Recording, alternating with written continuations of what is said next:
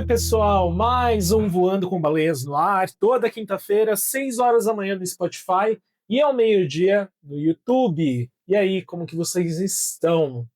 Gente, eu tô com uma dor aqui, ó, no ombro. Se você estiver assistindo por vídeo no Spotify ou no YouTube, você tá vendo que eu tô indicando aqui. Sabe aqui onde o pessoal chama de asinha, aqui no ombro, um pouco para baixo do ombro? Menina, eu acho que dormi de mau jeito, mas de um tanto que eu tô todo travado hoje, não consigo mexer a cabeça.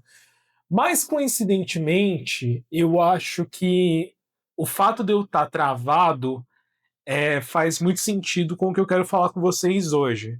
Porque, sinceramente, eu não estou entendendo mais o que está acontecendo comigo.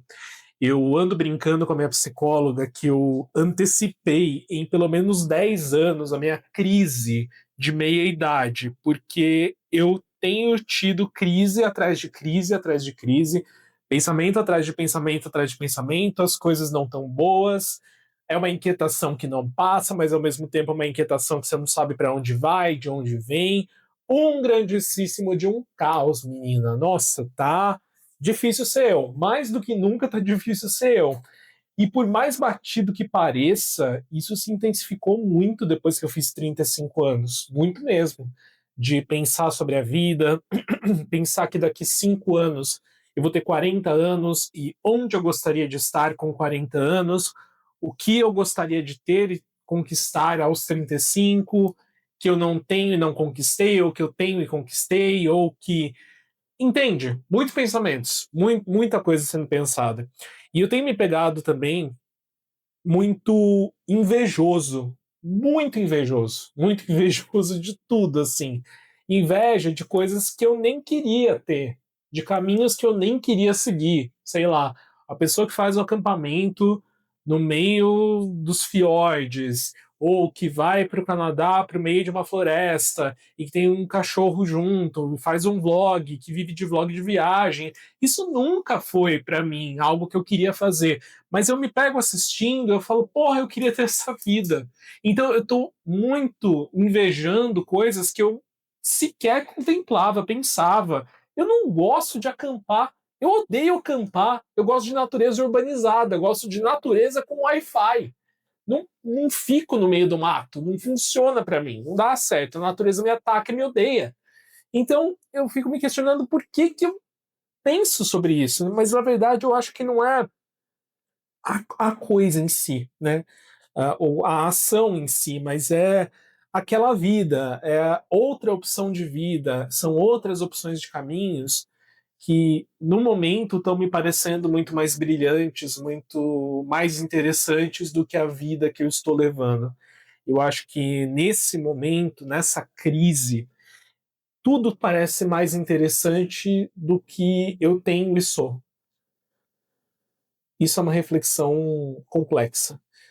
Todas as coisas estão parecendo mais interessantes do que eu tenho e sou. E tem sido muito difícil encontrar esse lugar de valorizar o que eu tenho e o que eu sou, e os caminhos e escolhas que eu fiz na minha vida, que me trouxeram até aqui. Porque eu tenho olhado muito para a falta das coisas, para as não escolhas das coisas, sabe? Para os não caminhos.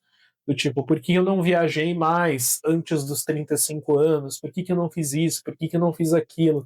E aí você vai vendo pessoas fazendo as coisas e esses questionamentos voltam com mais intensidade. E é um lugar muito perigoso, porque para você cair num buraco e ficar se penalizando pelas coisas, é dois palitos, né? Então eu tenho vivido esse conflito interno mesmo com muita intensidade recentemente e tem sido uma batalha diária. É fatão, gente, é fato. É uma batalha diária. É tipo, todo dia ter que fazer esse exercício de entender qual é o meu caminho, os porquês das minhas escolhas, por que eu tô aqui e para onde eu quero ir. Porque ao mesmo tempo que eu não quero ficar onde eu estou, eu não tenho clareza de para onde ir. E aí, quando você não tem clareza de para onde ir, todo caminho parece brilhante, todo caminho parece positivo, todo caminho parece melhor e sem problemas, comparado ao que você tem ou ao que você está passando. Então tem sido esse minha reflexão ultimamente. Além disso, eu acho que tudo está em revisão. Todos os aspectos da minha vida estão nessa revisão, nesse momento.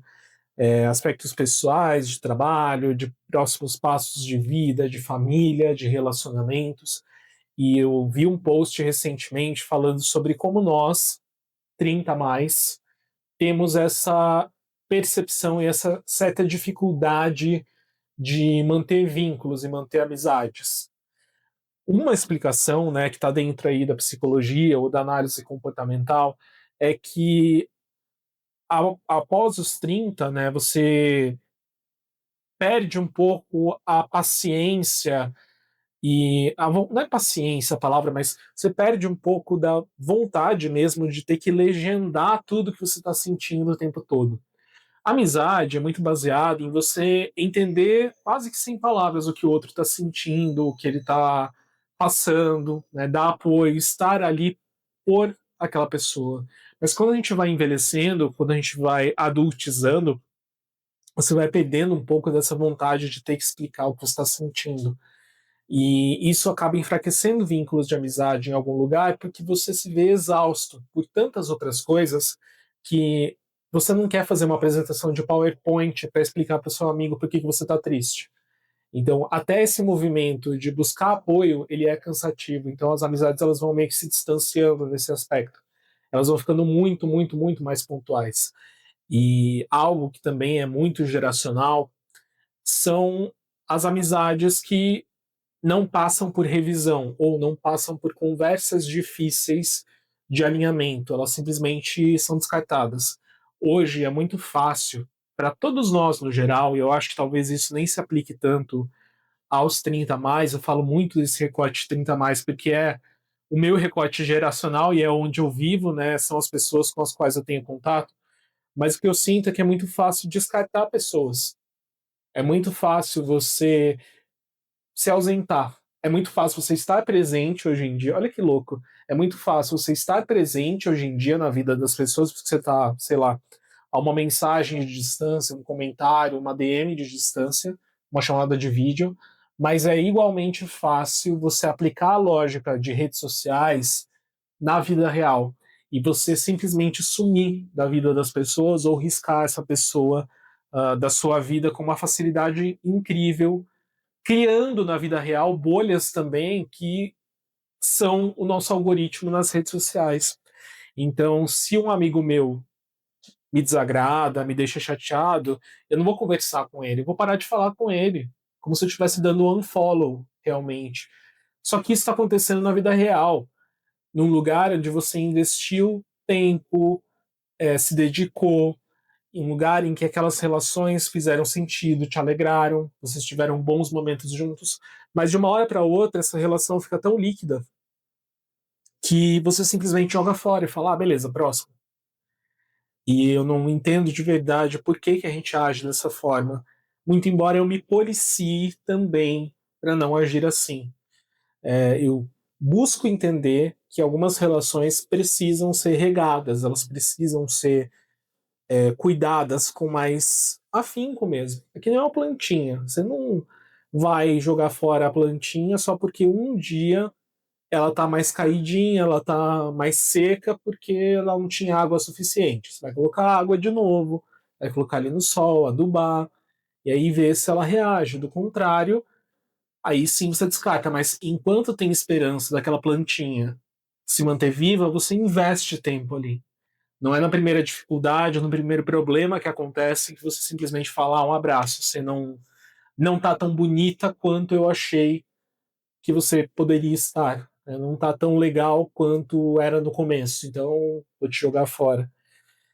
E então, são todos esses pensamentos que têm me atravessado e me visitado ultimamente, para os quais eu não tenho resposta. E eu acho que isso é o que me mata mais. Entender que você está perdido num lugar, só que não saber para onde você quer ir. porque tudo parece incrível, mais incrível do que você tem.